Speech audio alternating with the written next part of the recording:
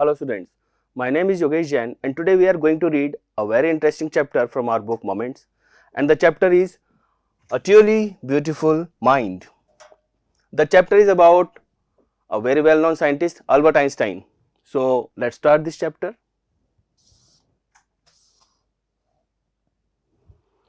Albert Einstein was born on 14th March 1879 in the German city of Ulm without any indication that he was destined for greatness. So he was born on 14 March 1879 in German city Ulm and without any indication that he was destined for greatness. और जब पैदा हुए तब ऐसा कोई indication नहीं दिखता था कि आगे जाके वो इतने ग्रेट पर्सन, इतने ग्रेट साइंटिस्ट बनेंगे. On the contrary, इसके opposite, his mother thought Albert was a freak. इसके अपोजिट क्या था? उनकी मदर को लगता था कि वो एक फ्रीक है. What is freak?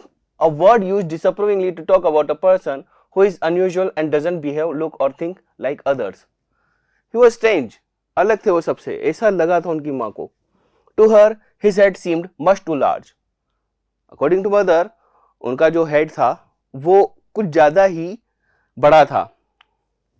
At the age of 2.5, Einstein still wasn't talking. वो जब 2.5 years के हो गए थे तब भी वो बोलते नहीं थे, बोलना नहीं सीखे थे. When he finally did learn to speak, he uttered everything twice. और जब वो बोलना उन्होंने शुरू किया तो वो हर चीज को 2 बार बोलते थे. Einstein did not know what to do with other children, and his playmates called him brother boring.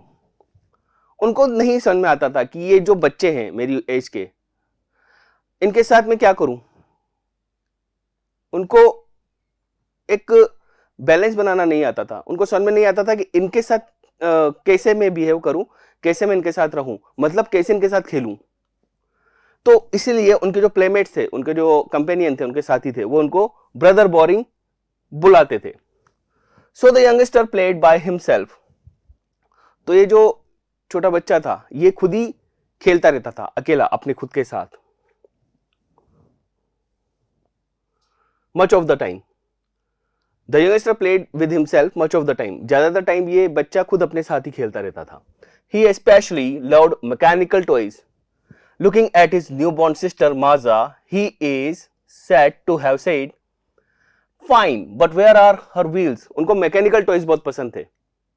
तो जब उनकी छोटी सिस्टर माजा जब पैदा हुई तब उन्होंने उसको भी एक मैकेनिकल टॉय समझ लिया और पूछा इस टॉय के पहिए कहाँ हैं. A headmaster once told his father that what Einstein chose as a profession wouldn't matter. उनके जो स्कूल के हेडमास्टर थे उनका कहना था कि आगे जाके ये कोई भी प्रोफेशन चूज करे आइंस्टाइन, कोई फर्क नहीं पड़ता. क्यों फर्क नहीं पड़ता? Because he will never make a success at anything. क्योंकि वो किसी भी चीज में सक्सेस हो ही नहीं सकते. तो ये आगे जाके किस फील्ड में जाते हैं, किस प्रोफेशन को चूज करते हैं, किसी को भी चूज करें कोई फर्क नहीं पड़ता, हर जगह ये फेल होंगे, ऐसा हेडमास्टर का कहना था. Einstein began learning to play the violin at the age of 6. जब ये 6 साल के थे तब इन्होंने वायलिन बजाना सीखना शुरू किया. Because his mother wanted him to, क्योंकि ऐसा उनकी मम्मी चाहती थी. He later became a gifted amateur violinist, maintaining the skill throughout his life. आगे जाके वो बहुत अच्छा वायलिनिस्ट बने. ऐसा लगता था वो गिफ्टेड अमेचर वायलिनिस्ट है. Amateur means a person who is getting training, who has not much knowledge about the thing he is doing. He is called amateur. और ये स्किल उन्होंने अपनी पूरी लाइफ मेंटेन करके रखा. But Albert Einstein was not a bad people. People means student. वो एक बुरे स्टूडेंट नहीं थे. He went to high school in Munich. वो हाई स्कूल के लिए म्यूनिक गए, where Einstein's family had moved when he was 15 months old. जब वो 15 महीने के थे तब उनकी फैमिली वहां शिफ्ट हुई थी. And scored good marks in almost every subject. और वहां पर उन्होंने हर सब्जेक्ट में बहुत अच्छे मार्क्स अटेन किए. Einstein hated the school's regimentation. Regimentation means very hard discipline, always to do things according to rule and regulation in right manner. That is called regimentation. तो ये जो रेजिमेंटेशन था, this hard discipline he never liked. And often clashed with his teachers. तो उनके arguments वगैरह होते रहते थे अपने टीचर से इसी रेजिमेंटेशन की वजह से। At the age of 15 Einstein felt so stifled there that he left the school for good. जब तक ये 15 साल के हुए वो इतने स्टिफल्ड थे वहां पे, स्टिफल्ड मतलब दम घुटना, उनका मन नहीं लगता था। अनेबल टू ब्रीथ, सफोकेटेड, उन चैन की सांस नहीं ले पाते थे वो ऐसे रेजिमेंटेशन में। तो उन्होंने जब वो 15 ईयर्स ओल्ड थे तब उन्होंने वो स्कूल छोड़ दिया। The previous year Albert's parents had moved to Milan. Just एक साल पहले, यानी जब वो 14 ईयर्स के थे तब उनके पेरेंट्स मिलान शिफ्ट हो चुके थे। And left their son with relatives, और यहां म्यूनिक में वो अपने बेटे को रिलेटिव्स के पास छोड़ के चले गए थे। आफ्टर प्रोलॉन्ग डिस्कशन, काफी लंबे डिस्कशन के बाद, Einstein got his wish to continue his education in German speaking Switzerland.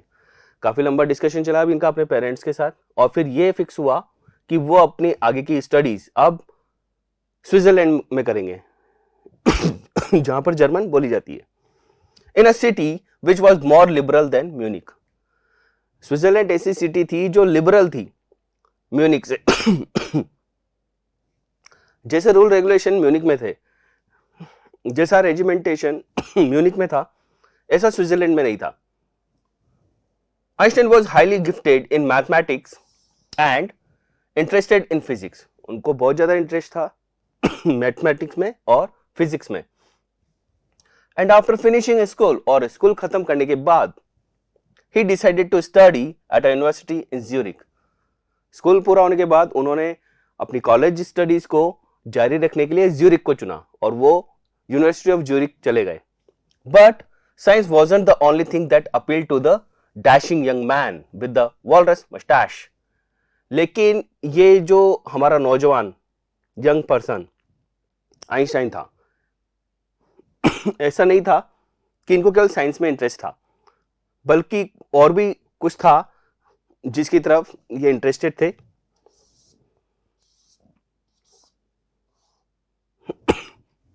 He also felt a special interest in a fellow student. उनकी एक साथी थी, एक कंपेनियन थी, उनकी क्लासमेट थी, जिसमें भी उनको इंटरेस्ट था। Mileva Maric, whom he found to be a clever creature. उस स्टूडेंट का नाम था मिलेवा मैरिक, जिसको वो एक बहुत इंटेलिजेंट पर्सन समझते थे। This young Serb had come to Switzerland because the university in Zurich was one of the few in Europe where women could get degrees. ये एक यंग सर्ब थी। SERB means a person who has come from Serbia. Okay, ये Serbia से Switzerland आई थी क्योंकि जो ये university of Zurich है, ये केवल was one of the few in Europe. बहुत कम यूनिवर्सिटीज थी यूरोप में जिनमें से एक ये थी जहां पर विमेन डिग्रीज पा सकती है, जहां पर विमेन स्टडी कर सकती है। Einstein saw in her an ally against the Philistines. Ally means एक दोस्त, यार। आइंस्टाइन को उनमें एक दोस्त नजर आता था जो कि फिलिस्टाइन था। फिलिस्टाइन मतलब अगेंस्ट द फिलिस्टाइन, जो फिलिस्टाइन नहीं था। Philistine means a person who doesn't like art और स्पोर्ट्स और लिटरेचर और music, he is only interested in science. तो ऐसे लोग होते हैं फिलिस्टाइंस, और आइंस्टाइन फिलिस्टाइन नहीं थे, वो इनके खिलाफ थे। और उनको लगा ये भी जो मिलेवा म्यूरिक है, ये भी ऐसी पर्सन है जो फिलिस्टाइंस के खिलाफ हो, यानी कि साइंस के साथ साथ इसको म्यूजिक, लिटरेचर और आर्ट्स में इंटरेस्ट होगा, जैसा कि आइंस्टाइन को था। Those people in his family and at the university with whom he was constantly at odds, ऐसे लोग जो फिलिस्टाइंस थे वो उसके साथ कहाँ थे? उसकी फैमिली में ऐसे लोग थे, यूनिवर्सिटी में ऐसे थे जिनके साथ वो हमेशा ऑड में रहते थे, जिनके साथ उनके डिस्प्यूट चलते रहते थे। The couple fell in love, ये कपल जो था इनमें प्यार हो गया। Letter survive in which they put their affection into words, और लेटर्स एक्सचेंज होने लगे जिनमें वो अपनी फीलिंग्स को वर्ड्स में डालते थे। मिक्सिंग साइंस विद टेंडरनेस, और अपने इन लवली वर्ड्स में वो साइंस को भी मिक्स कर देते थे, यानी जो स्टडी करते थे उसकी भी बातें करते थे वो। Wrote Einstein, how happy and proud I shall be when we both have brought our work on relativity to a victorious conclusion. वो अपने जो उनके जो रिसर्च चल रही थी रिलेटिविटी को लेके उसके बारे में बात करते थे। वो बोलते थे कि मैं कितना खुश और प्राउड फील करूंगा जब हम दोनों मिलके हमारे जो वर्क है रिलेटिविटी पे जो हम काम कर रहे हैं आगे जाके एक कंक्लूजन पे पहुंचेगा, एक सक्सेसफुल कंक्लूजन पे पहुंचेगा। In 1900 at the age of 21 Albert Einstein was a university graduate and unemployed. 21 years के हो गए, कॉलेज पूरा हो गया और अब ये सक्सेसफुल ग्रेजुएट थे लेकिन अनएम्प्लॉयड थे। He worked as a teaching assistant, gave private lessons, and finally secured a job in 1902 as a technical expert in the patent office in Bern. तो शुरुआत में ये टीचिंग असिस्टेंट यानी कि टीचिंग ये कराते थे, ये प्राइवेट लेसन्स देते थे, ट्यूशंस, और फाइनली इनको 1902 में इनको जॉब मिली, फर्स्ट जॉब। और वो जॉब क्या थी? वो एक टेक्निकल एक्सपर्ट की जॉब इनको मिली एक पेटेंट ऑफिस में, बर्न में। Burn is a city. And what is patent office? Inventors invents many things and they have a legal right, a document that provides them legal right for their invention is called patent. तो ये patent office था जिसमें इनको एक technical expert की job मिली while he was supposed to be assessing other people's invention, जहां पर उनका काम था जो लोग जो आविष्कार करते थे, जो इन्वेंशन करते थे, उनको चेक करना, उनको टेस्ट करना। Einstein was actually developing his own ideas in secret. And in secret he was developing his own ideas. वो अपने खुद की रिसर्च, खुद के डिस्कवरीज पे भी सीक्रेटली काम कर रहे थे। He is said to have jokingly called his desk drawer at work the Bureau of Theoretical Physics. तो वो अपने सीक्रेट डिस्कवरी रिसर्च पे काम कर रहे थे, तो इसीलिए जो उनके कलीग थे वो उनको जोकिंगली क्या बोलते थे? Bureau of theoretical physics. One of the famous papers in 1905 by was Einstein's special theory on relativity. 1905 में उनका एक पेपर पब्लिश हुआ जो किसके बारे में था? स्पेशल थ्योरी ऑफ रिलेटिविटी के लिए। According to which time and distance are not absolute. ये थ्योरी क्या थी? ये थ्योरी थी कि जो टाइम है और जो डिस्टेंस है वो एब्सोल्यूट नहीं है, वो फ्री नहीं है, वो अलग अलग नहीं है। What is absolute? Measured in itself, not in relation to anything else. Means time और डिस्टेंस में कोई रिलेशन है, ये अलग अलग नहीं है। Indeed two perfectly accurate clocks will not continue to show the same time if they come together again after a journey if one of them has been moving very fast relative to the other.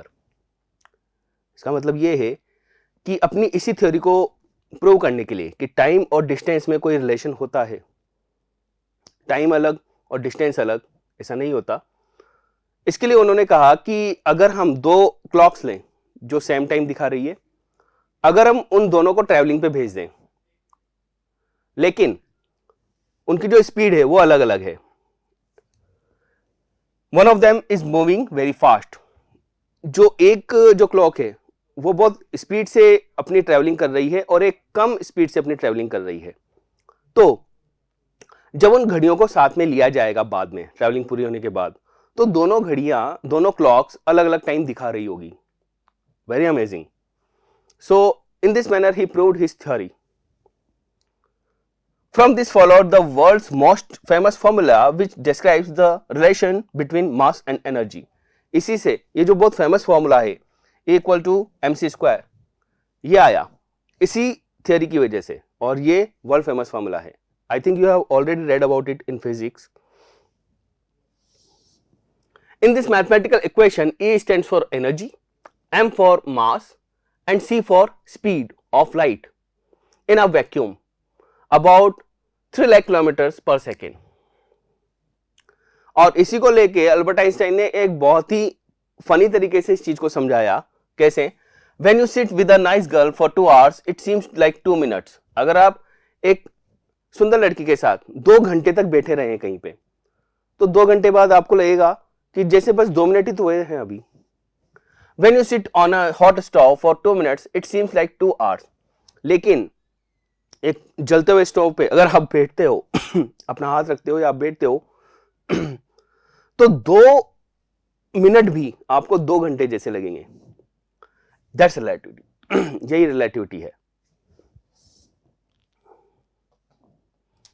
While Einstein was solving the most difficult problems in physics, his private life was unraveling. जब वो physics पे बहुत काम कर रहे थे, इसकी जो मोस्ट डिफिकल्ट प्रॉब्लम्स हैं इन पे काम कर रहे थे, उसी वक्त इनकी प्राइवेट लाइफ में भी बहुत कुछ चल रहा था. इनकी प्राइवेट लाइफ अच्छी नहीं चल रही थी. Unravelling means starting to fail हो रही थी इनकी personal life. Albert had wanted to marry Mileva right after finishing studies. अपनी स्टडीज खत्म होते ही वो मिलेवा से शादी करना चाहते थे. But his mother was against it. लेकिन उनकी मम्मी इसके खिलाफ थी. क्यों खिलाफ थी? इसका ही बड़ा मजेदार रीजन है. She thought Mileva who was 3 years older than her son. Mileva Einstein से 3 साल बड़ी थी. तो मम्मी का ऐसा सोचना था was too old for him. वो बहुत बड़ी है. पहली बात तो ये बहुत बड़ी है वो आइंस्टाइन से, ऐसा लगता था मम्मी को. She was also bothered by Mileva's intelligence. Mileva की जो इंटेलिजेंस थी उससे वो बहुत परेशान थी. अब इंटेलिजेंस से कैसे परेशान थी? She is a book like you. क्योंकि वो भी आइंस्टाइन की तरह बुक्स बहुत पसंद करती थी, हमेशा पढ़ने लिखने में ध्यान आइंस्टाइन की तरह. तो दोनों एक जैसे हो गए. His mother said Einstein put the wedding of. तो आइंस्टाइन ने अपनी मम्मी के लिए वेडिंग टाल दी, पोस्टपोन कर दी. The pair finally married in January 1903 and had 2 sons. Finally इन्होंने शादी की 1903 में और इनके 2 बेटे हुए. But a few years later the marriage faltered. लेकिन कुछ ही सालों बाद इनकी मैरिज अनसक्सेसफुल होना शुरू हुई, कमजोर होना शुरू हुई. Mileva meanwhile was losing her intellectual ambition and becoming an unhappy housewife. Mileva अब तक परेशान हो गई थी. उसको बुरा लगता था कि उसकी जो इंटेलेक्चुअल एम्बिशंस है उसको उसने बिल्कुल इग्नोर करना कर दिया है इतने सालों में, और इसी वजह से वो उदास रहने लगी. वो एक अनहैप्पी हाउसवाइफ फील करती थी अपने आप को. After years of constant fighting, तो कुछ सालों तक इनका लड़ाई झगड़ा चलता रहा, डिस्प्यूट चलते रहे, और फिर द कपल फाइनली डिवोर्स इन 1919. और फाइनली 1919 में इन्होंने डिवोर्स ले लिया. After 16 years they got divorced. Einstein married his cousin Elsa the same year. और इसी साल आइंस्टाइन ने अपनी कजिन से शादी कर ली. Einstein's new personal chapter coincided with his rise to world fame. अब इनकी लाइफ दोबारा से शुरू हो रही है. तो अब इनका जो फर्स्ट चैप्टर था, यानी कि पहला कदम वर्ल्ड फेम की तरफ, वो इनको मिला 1915 में. इन 1915 he had published his general theory of relativity. इन्होंने पहले तो स्पेशल थ्योरी दी थी इन्होंने रिलेटिविटी के ऊपर. अब इन्होंने अपनी जनरल थ्योरी रिलेटिविटी के ऊपर दी और वो इतनी सफल रही कि वो वर्ल्ड फेमस उनको मिल गई. Which provided a new interpretation of gravity. ये जो थ्योरी थी इसने एक नई समझ, एक नया इंटरप्रिटेशन दिया ग्रेविटी के लिए. An eclipse of the sun in 1919 brought proof that it was accurate. और जो यूरोप में जो 1919 में जो एक्लिप्स हुआ, जो सूर्य ग्रहण हुआ, उससे थ्योरी प्रूफ हो गई. Einstein had correctly calculated in advance. ये एक्लिप्स होने से पहले ही आइंस्टाइन ने एक भविष्यवाणी कर दी थी, एक उन्होंने स्टेटमेंट दे दिया था कुछ. वो क्या था, उन्होंने कुछ कैलकुलेशन कर ली थी. वो कैलकुलेशन क्या थी? The extent to which the light from fixed stars would be deflected through the sun's gravitational field. जो स्टार्स हैं उनकी जो लाइट है वो कितनी डिफ्लेक्ट होगी सन के ग्रेविटेशनल फील्ड से. The newspapers proclaimed his work as a scientific revolution. और बाद में प्रूव हो गया. उन्होंने जो कैलकुलेशन की थी, the calculation he has made were proved right when the actual eclipse was done. So he became hero, he became world famous with his scientific revolution. Einstein received the Nobel Prize for Physics in 1921 and the greatest prize, Nobel Prize, he received in physics in 1921. He was showered with honors and invitations from all over the world and lauded by the press. इसके बाद जो होता है वो हुआ, पूरी दुनिया से उनके पास इन्विटेशंस आए, ऑनर उनको पूरी दुनिया से मिल रहा था और प्रेस में उनकी बहुत ज़्यादा तारीफ हो रही थी, प्रेज हो रही थी. When the Nazis came to power in Germany in 1933, Einstein emigrated to the United States. अब 1933 में जर्मनी में नाजीज जो थे वो पावर में आ गए, हिटलर पावर में आ गया और वो वहां से जर्मनी से वो चले गए United states. And I think you have read about it in SST. 5 years later, the discovery of nuclear fusion in Berlin had American physicists in an uproar. Uproar means उनको टेंशन दे दी, उनको वो upset हो गए इससे. किससे? 5 साल बाद Berlin में जो न्यूक्लियर फ्यूजन को लेके जो डिस्कवरी हुई, उससे ये जो अमेरिकन साइंटिस्ट थे, अमेरिकन फिजिसिस्ट थे, वो चिंता में आ गए. क्यों आ गए? Many of them had fled from fascism. उनमें से बहुत से फासिज्म से परेशान थे, डरे हुए थे. सच एज आइंस्टाइन हैड, और इसी तरह से आइंस्टाइन भी. Fascism is related to Nazis. Okay, ये जो नाजीज पावर में आए थे, इन्होंने फासिज्म वहां पर लगा दिया था और इसी से ये परेशान थे, डरे हुए थे, और आइंस्टाइन भी. And now they were afraid the Nazis could build and use N atomic bomb. क्यों परेशान थे, क्यों चिंता में थे? क्योंकि इन्होंने न्यूक्लियर फ्यूजन को लेकर डिस्कवरी की. And now they can build an atomic bomb. That was the reason of their tension. At the urging of a colleague, Einstein wrote a letter to the American President Franklin D. Roosevelt on 2 August 1939. Now, he made a very great mistake in his life. Einstein made a very great mistake. What he did, with the suggestion of his colleague, उसके जो साथी थे, उन्होंने उसको suggestion दिया कि आप Franklin D Roosevelt, जो वहाँ के प्रेसिडेंट थे अमेरिका के, उनको आप लेटर लिखो, उनको आप वार्न करो इस चीज के लिए. और वो लेटर उन्होंने लिखा था 2 अगस्त 1939 को. इसमें उन्होंने क्या लिखा? A single bomb of this type, ये जो बॉम्ब वो बना रहे हैं Nazis, the bomb which they are making, what can it do? Exploded in a port. अगर ये किसी पोर्ट पे, अगर इसको एक्सप्लोड किया जाए, might very well destroy the whole port together with some of the surrounding territory. ये एक बॉम्ब पूरे पोर्ट को तहस नहस कर सकता है, बिल्कुल खत्म कर सकता है. और केवल पोर्ट ही नहीं, उसके आसपास का दूर दूर तक का जो एरिया होगा, जो सराउंडिंग्स होगी, वो भी पूरी डिस्ट्रॉय हो जाएगी इस एक एटॉमिक बॉम्ब से. His words did not fail to have an effect. और उनकी वार्निंग बेकार नहीं गई. The Americans developed the atomic bomb in a secret project of their own.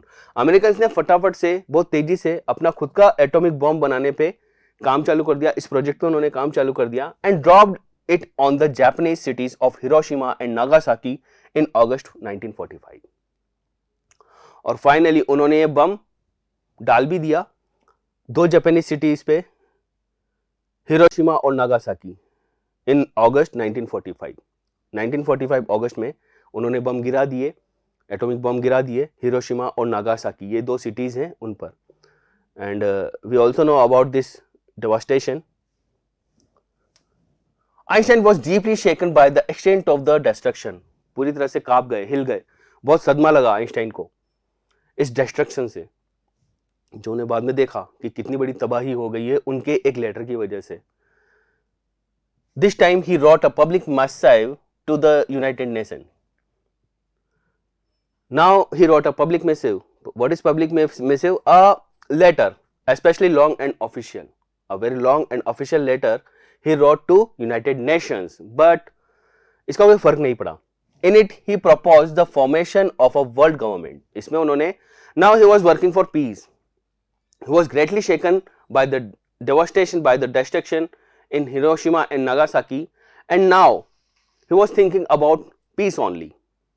So he wrote a letter to United Nations to form a world government. एक international level पे एक government बने, इसके लिए उन्होंने प्रपोज किया, इसलिए उन्होंने सजेशन दिया यूनाइटेड नेशंस को. Unlike the letter to Roosevelt, this one made no impact. जैसा रूजवेल्ट पे, फ्रैंकलिन डी रूजवेल्ट पर जैसा इफेक्ट पड़ा था फर्स्ट लेटर का, वैसा इफेक्ट यूनाइटेड नेशंस पे नहीं पड़ा. But over the next decade Einstein got ever more involve in politics. लेकिन अब क्या हुआ, अब ये आइंस्टाइन जो थे ये काफी ज्यादा अपने आप को दोषी मानते थे इस चीज का, तो वो आगे जाकर नेक्स्ट डिकेड, अगले 10 सालों के लिए वो पॉलिटिक्स में इन्वॉल्व हो गए, agitating for an end to the arms build up and using his popularity to campaign for peace and democracy. वहां पर उन्होंने एजिटेशन किया, उन्होंने विरोध किया और उन्होंने आंदोलन चलाए कि ये जो आर्म्स हैं दुनिया के, इनको खत्म कर देना चाहिए. And using his popularity to campaign for peace and democracy. और उन्होंने फिजिक्स में the name he earned in discoveries of physics, he used that popularity for his campaigns of peace and democracy. When Einstein died in 1955 at the age of 66, 1955 में जब ये 76 years के थे, इनकी death हो गई. He was celebrated as a visionary and world citizen as much as a scientific genius. तो उनको याद किया गया केवल एक फेमस, इंटेलिजेंट, ग्रेट साइंटिस्ट की तरह ही नहीं, बल्कि पूरी दुनिया का वो एक सिटीजन जो कि विजनरी भी था, जो काफी दूर की सोचता था. उस तरह से भी उनको याद किया गया एक साइंटिफिक जीनियस होने के साथ साथ. So in this manner we have finished this chapter, A Truly Beautiful Mind, about Albert Einstein. I think you have enjoyed this chapter and revised this chapter. Thank you very much.